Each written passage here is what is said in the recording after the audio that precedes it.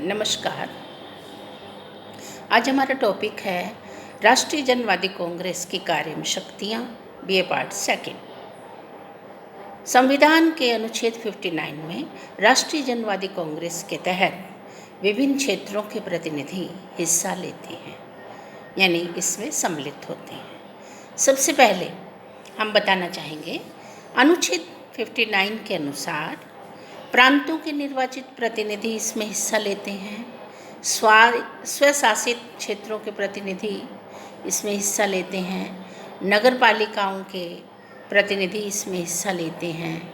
सशस्त्र सेनाओं के प्रतिनिधि इसमें हिस्सा लेते हैं। यानी 2004 में अनुच्छेद 59 में संशोधन कर विशेष प्रशासकीय क्षेत्रों के प्रतिनिधियों को भी इसमें स्थान दिया गया है।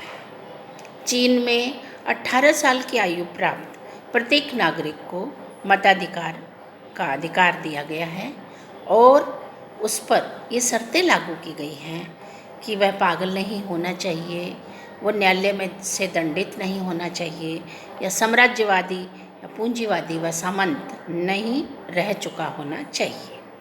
राष्ट्रीयता, प्रजाति, काम धंधे, कुल, धार्मिक निष्ठा, शिक्षा के अधिकार से वंचित किसी भी व्यक्ति को नहीं किया जाएगा। जनवादी कांग्रेस के सदस्यों को डिप्टी के नाम से पुकारा जाता है।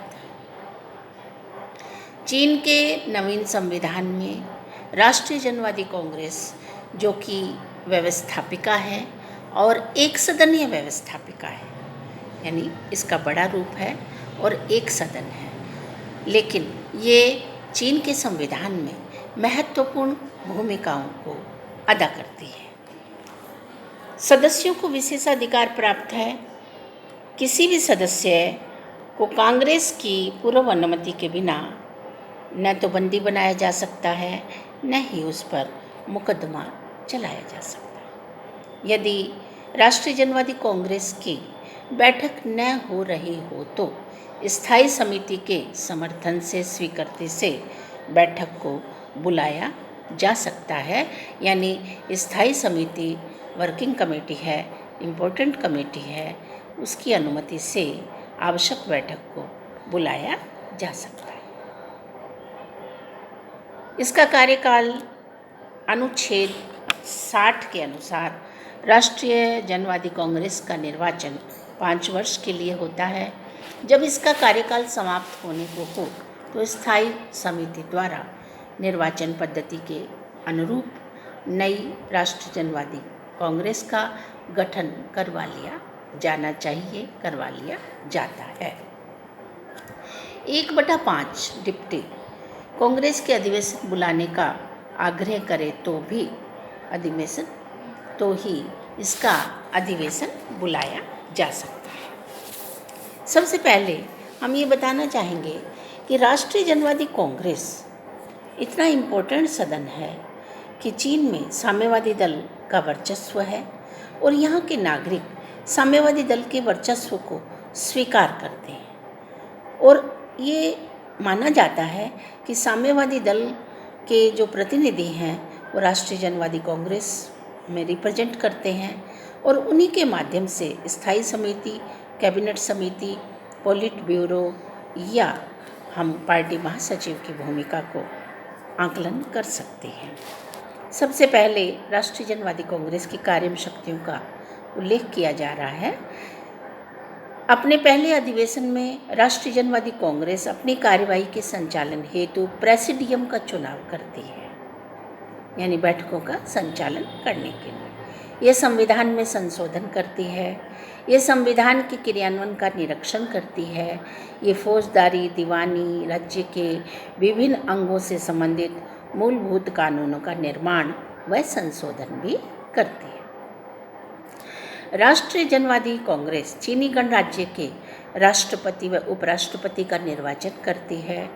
राष्ट्रपति की सिफारिश पर राज्य परिषद के प्रधानमंत्री तथा उप प्रधानमंत्री के चयन का निर्धारण भी करती है, यानी ये कार्यपालिका का गठन भी करती है।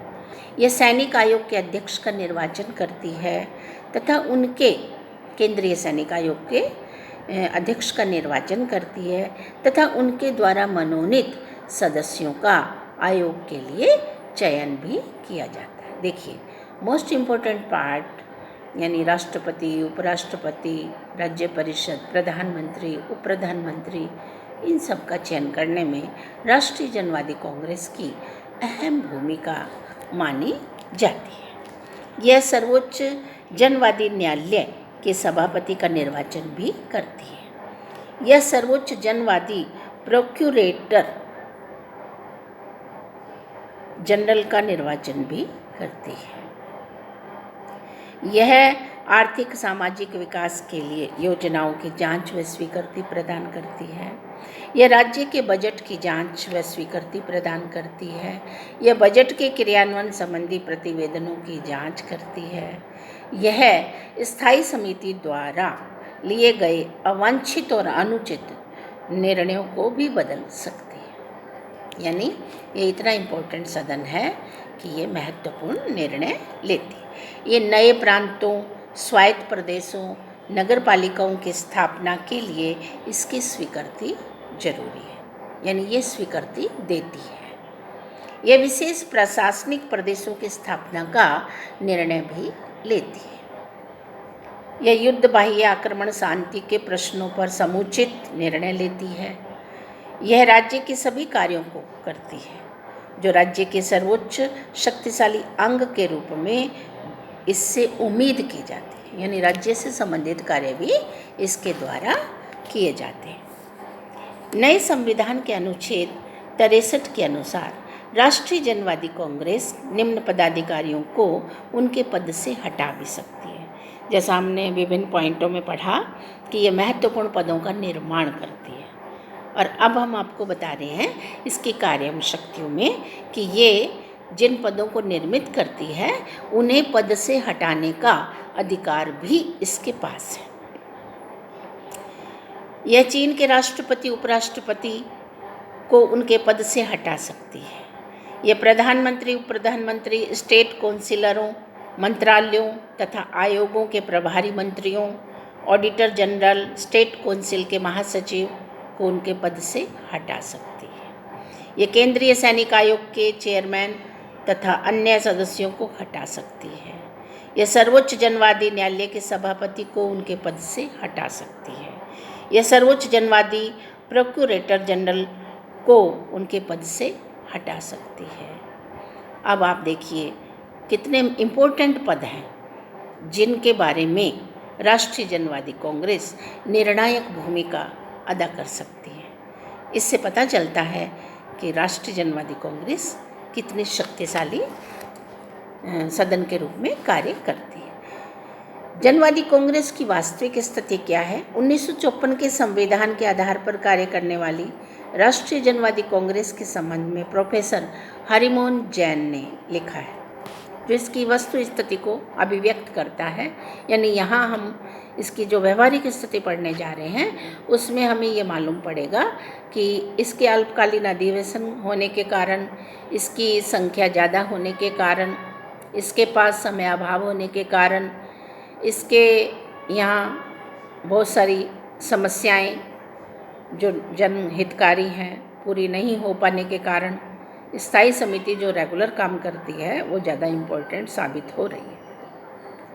जनवादी कांग्रेस की सदस्यता का बहुत बड़ा आकार, उसमें साम्यवादी दल का वर्चस्व या प्रधानता, राष्ट्रीय जनवादी कांग्रेस और उसकी स्थायी समिति के बीच समान दलीय आधार के कारण सामंजस्य, राष्ट्रीय जनवादी कांग्रेस के अधिवेशनों का बहुत कम समय के लिए होना, अल्प समय के लिए अधिवेशन को बुलाया जाना आदि बातों ने जनवादी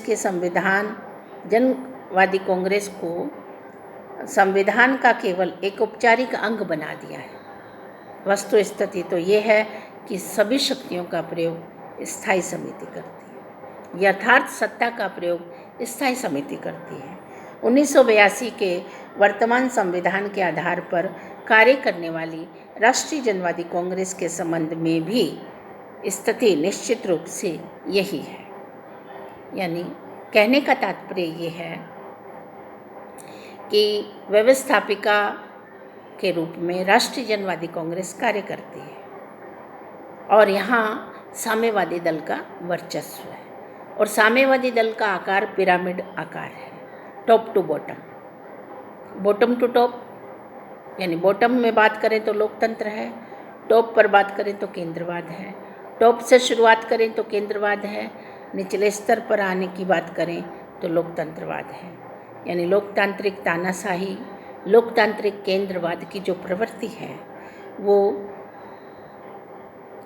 राष्ट्रीय जनवादी कांग्रेस को भी कंट्रोल कर जाती है। इसका कारण बताया है कि राष्ट्रीय जनवादी कांग्रेस एक इम्पोर्टेंट सदन है, जैसा कि अभी हमने कार्यम शक्तियों में पढ़ा कि अनेक सर्वोच्च शक्तियों का वो प्रयोग करती है, लेकिन अंततः निर्णायक के रूप में पार्टी के शीर्ष नेता ही डिसीजन मेकर हैं, जिनकी पॉलिसी पैरामीटर को व्यवस्थापिका यानी कांग्रेस द्वारा अडॉप्ट कर लिया जाता है।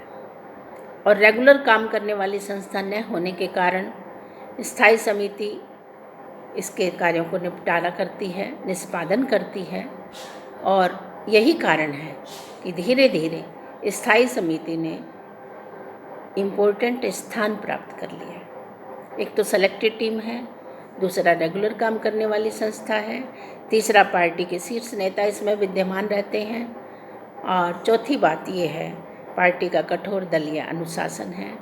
तो लोकतांत्रिक व्यवस्था होने के बावजूद भी जो निर्णय पार्टी के शीर्ष नेताओं का आता है उसे जनता के चुने हुए प्रतिनिधियों को मान्यता देनी पड़ती है।